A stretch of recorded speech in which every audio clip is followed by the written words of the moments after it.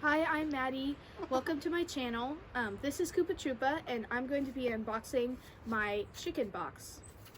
I got this subscription for Christmas from my mom, and I opened one, but this is my first one I got out of the mailbox. Here we go.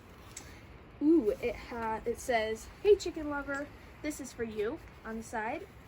It has a joke. Why did the chicken cross the road? To get to the mailbox.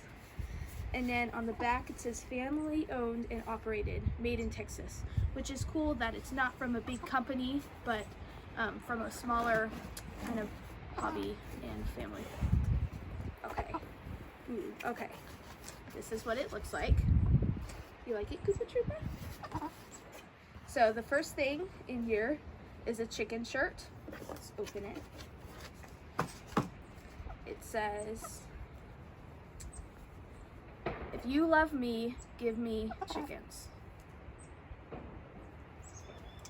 Next thing I see in here is a little chicken sticker that says cock-a-doodle-doo.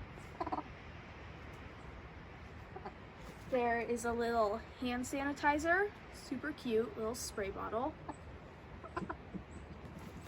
This is fly scented ribbon to catch your flies so they get away from your chickens.